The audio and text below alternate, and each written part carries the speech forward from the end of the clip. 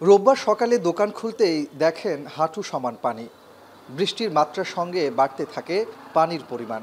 ডুবে যায় আসবাব, রান্নাঘর, বন্ধ হয়ে যায় বেচাবিক্রি। বৃষ্টি নামলেই আতঙ্ক ভর করে নগরীর নিচু এলাকার বাসিন্দাদের মনে। ডুবে যায় বাসস্থান, সড়ক, দোকানপাট সবই। হাজার হাজার মানুষের পানির সাথে শুরু হয় ভিন্ন এক যুদ্ধ। গত কয়েকদিনের টানা বৃষ্টিতে নগরীর কাপাসগোলা, কাতালগঞ্জ, বাকুলিয়া সহ বেশ কিছু নিচু এলাকায় সৃষ্টি হয় জলাবদ্ধতা। ভোগান্তিতে পড়েন এসব এলাকার মানুষ।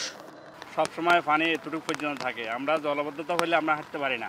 পানি রিক্সা টানতেছি না, পানি যারা সবগুলা রিক্সা উদ্যোগ অ্যাক্সিডেন্ট হয়েছে গাতার মধ্যে পড়লে। আগের চেয়ে মানে মোটামুটি ভালো আছে, আগে যেরকম ছিল ওরকম নেই। তবে গেল বছর যেখানে টানা বৃষ্টিতে নগরীর বেশিরভাগ নিচু এলাকায় জলাবদ্ধতা তৈরি হয়েছিল, সেখানে এবছর নগরীতে জলাবদ্ধতা অনেকটাই কমে গেছে।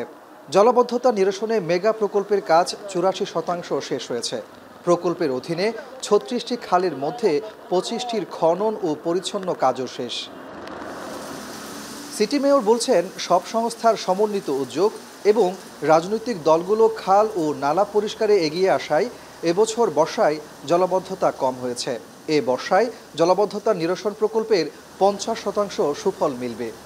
সবগুলো খাল খননের কাজ শেষ হলে আগামী বছর বর্ষায় জলাবদ্ধতার দুর্ভোগ থেকে মুক্তি পাবে নগরবাসী। চিকন পাইপ আছে 6-7টা, সৎকারী পাইপ আছে। এই পাইপগুলো যদি সরাই দেয়, উপর দিকে দেয়, তাহলে পানির কোনো থাকবে না, বাঁচবে না। অপসারণ না হওয়াতে আমরা যে ইয়েগুলো করতেছি, এখন আমরা অপারেশন করতেছি বর্তমানে, আর এটা আমাদের চলমান আছে, এখনও কাজ করতেছি। যখন যে জায়গায় ইয়ে হবে, সমস্যা হবে, আমরা আছি। সবাই আমরা সমন্বয় করে কাজ করেছি। এটা আমার মনে হয় এই সবার একসাথে কাজ করার কারণেই আমরা এটা 100% না হলেও আমি মনে করি 50 to 60% আমরা এটা সাকসেস হয়েছে। তো আশা করছি এটা ধরে রাখতে হবে। 50% জলাবদ্ধতা আমরা হয়তো আল্লাহর রহমতে, মহানরবুল আলমিনের রহমতে আমরা চট্টগ্রামবাসীকে এবার আমরা করতে পারবো জলাবদ্ধতা মুক্ত। 100% আমরা করতে পারবো ইনশাল্লাহ।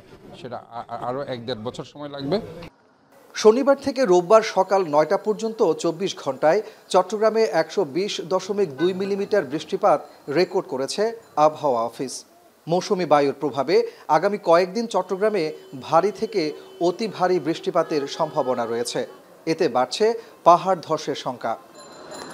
এদিকে রাত থেকে ভারী বর্ষণে ময়মনসিংহ নগরীর বিভিন্ন এলাকার সড়ক ডুবে গিয়ে তৈরি হয়েছে জলাবদ্ধতা। এতে সকাল থেকে ভোগান্তিতে পড়েন শিক্ষার্থী ও কর্মজীবীরা। নগরবাসীর দাবি, সিটি কর্পোরেশন খাল খনন ও ড্রেনেজ ব্যবস্থায় মনোযোগী না হওয়ায় দুর্ভোগ বেড়েছে। বৃষ্টিতে পানি, আঁটু সমান পানি, দোকানে বসে থাকা কোনো কাজ নাই, বাসাঘরও পানি। এদিক থেকে যদি একটা ম্যান হোলের মতো দিয়ে করে আন্ডারগ্রাউন্ড ড্রেন এটা নদীর পার পার্কে দিয়ে যদি নামাই দিত, তাহলে আমাদের এই পানিটা কম হইতো, হয়তো হইল নইলে এতটা দুর্ভোগ মানুষের হইল নইলে।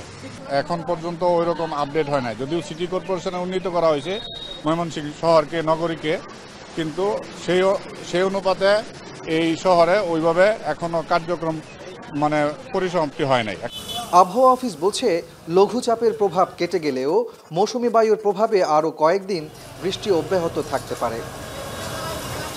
কাজী মাহফুজ, এখন।